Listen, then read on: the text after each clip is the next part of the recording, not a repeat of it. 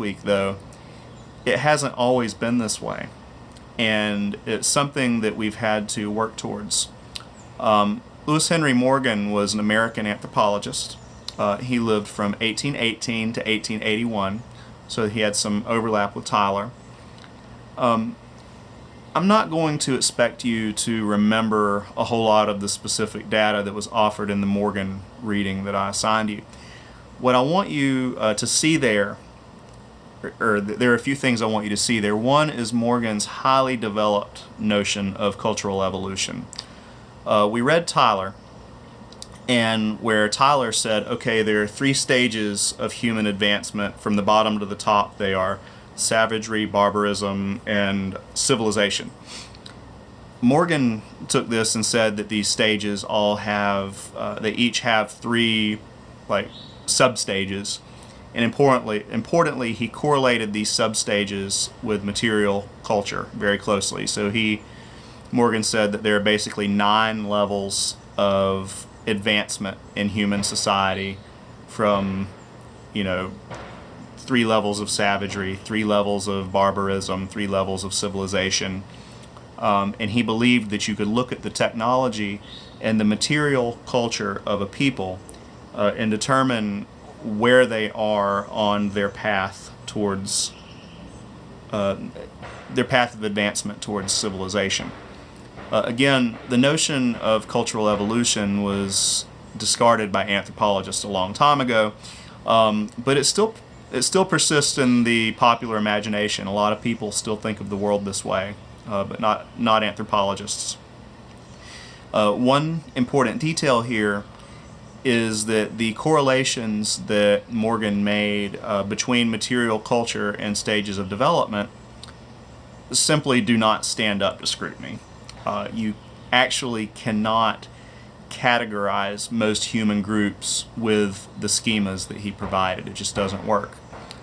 However, this notion was pretty influential in the development of some schools of Marxism in terms of correlating human behavior to material culture, what sort of exchange people engage in, what kind of tools do they use. Are they a pastoral people? Are they agricultural? Are they hunter-gatherers?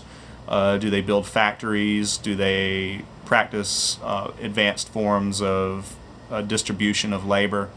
Things like that. And a lot of Marxists will look at this through kind of a teleology, or a set of stages, one thing leading into another. Morgan contributed a lot to that kind of thought, and a lot of Marxist thought goes back to him in this set of work that he did.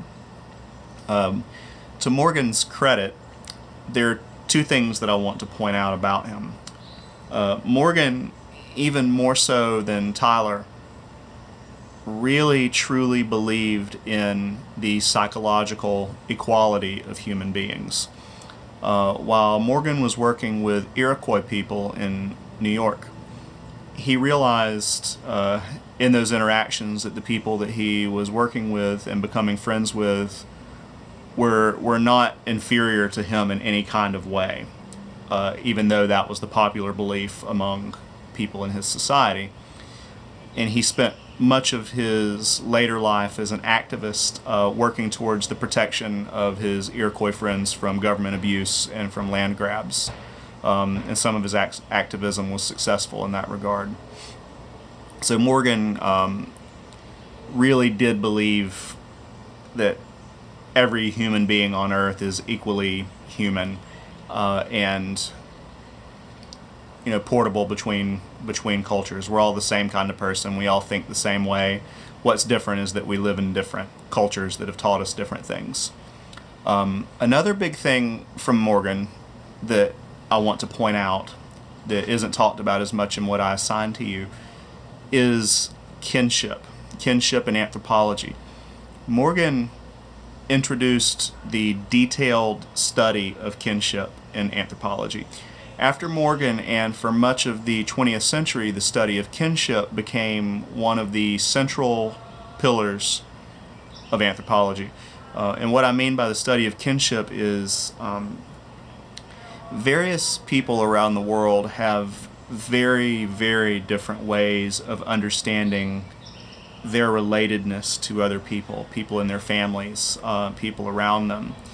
How are you related to someone else? So a person studying kinship can go to someone in the world and ask, who do you consider to be your mother? How do you understand this relative to be a cousin or a brother or a sister or not? And you can get very different answers from different people around the world. For many, many years, this charting these things during ethnographic research was considered to be one of the absolute most important tasks for anthropologists in the field. The belief, which was inspired by Morgan's work, was that the nature of a group of people was a reflection of their domestic and family relations.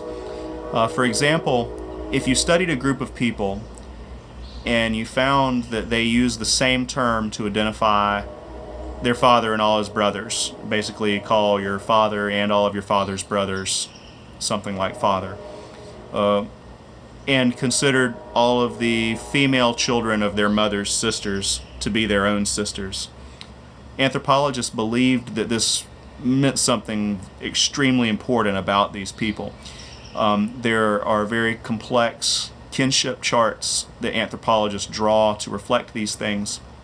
Now, kinship studies like this still exists in anthropology. This isn't something that has just been totally thrown away. However, it doesn't carry the same priority that it used to, and there isn't this idea across anthropological subdisciplines that, figuring out how someone understands their relationship with their mother, cousins, uncles is the just most important thing you can learn about somebody.